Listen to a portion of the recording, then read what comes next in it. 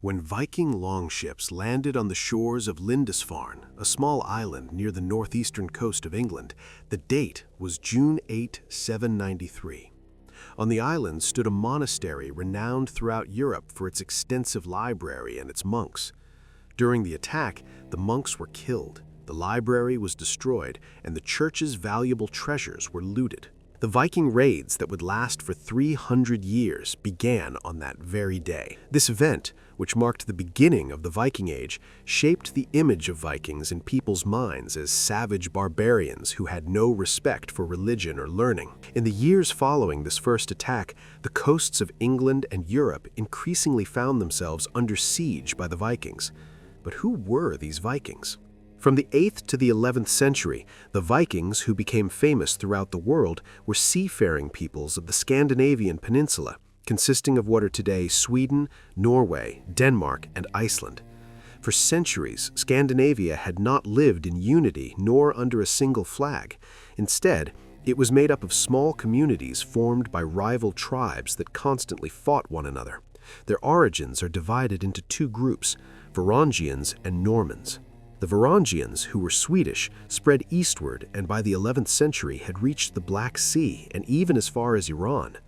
Although some of their groups engaged in piracy in the Black Sea and others fought in the service of the Byzantine emperor in Constantinople, the Varangians were generally a peaceful people who were more involved in trade. The Normans, who were Danish, Icelandic, and Norwegian, sailed westward toward Europe. These were the Vikings known as skilled seafarers and fearless, aggressive warriors, wild, ruthless, and plundering, who formed the core of the Viking image. Although they practiced a polytheistic religion, they primarily worshipped Odin, the god of war and wisdom, and his son, Thor, the god of thunder. Vikings were a people who valued honor above all else. They were a society nourished by war. They did not hesitate to give their lives in battle, and dying in combat was considered a reward. This was because a Viking warrior could only enter Valhalla, known as Odin's heaven, if he died with a sword in his hand. This belief encouraged Vikings to go to war even when there was no real necessity for it.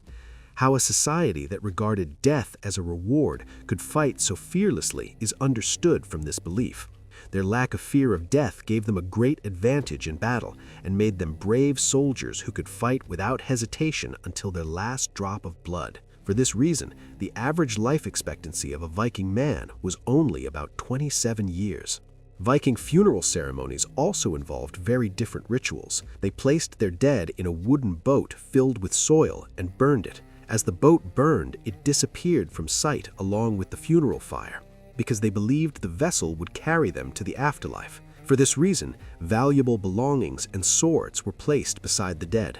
At the heart of Viking culture undoubtedly lay Viking ships. Their shipbuilding skills, which reached a level of perfection, gave rise to the famous ships known as drakars. These extraordinary vessels shaped the lives of the Vikings, who regarded the seas as their homeland. The ships were designed to be highly maneuverable, able to move easily on water and land directly on shore.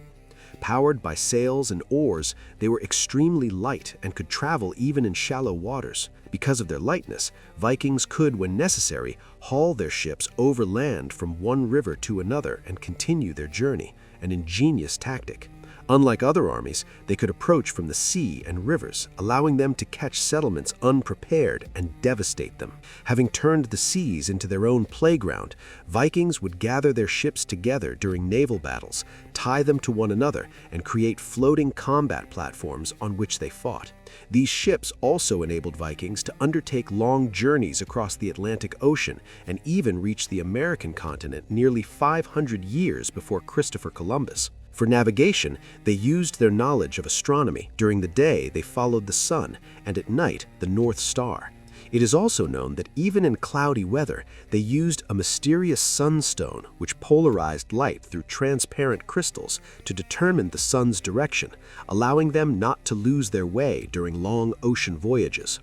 The front of Viking ships was decorated with carved dragon heads, believed to ward off evil spirits. The large square sails with red stripes and dragon motifs were considered the Vikings' signature, and these sails struck fear into the hearts of Europeans for 300 years. By the mid-9th century, Viking communities began to unite to carry out larger expeditions. In 842, they attacked Nantes on the western coast of France with greater strength and numbers, and thanks to their ability to move easily along rivers with their ships, they advanced as far as Paris and deep into the interior of France.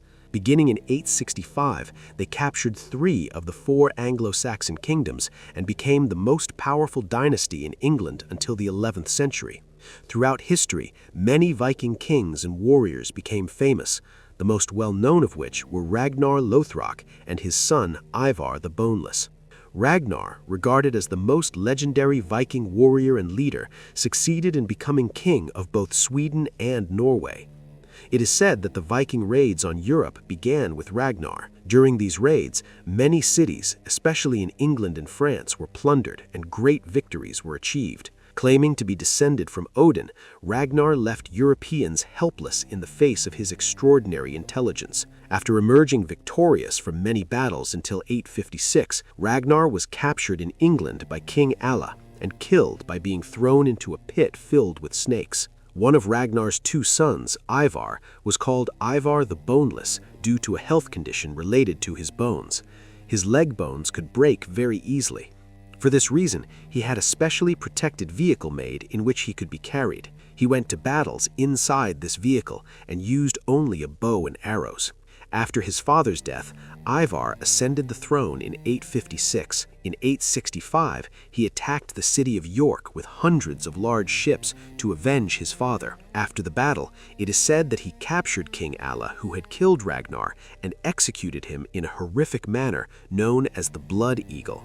The 300-year Viking Age did not end in a glorious way. By the 11th century, European states had grown stronger, and the Vikings' victims had learned to defend themselves. Ports were surrounded by thick walls to prevent naval attacks, and these defenses proved highly effective. The spread of Christianity throughout the Scandinavian peninsula also slowed Viking raids. Under Christian influence, Scandinavian kingdoms became culturally assimilated, and the Vikings blended with the local populations in the lands they had occupied.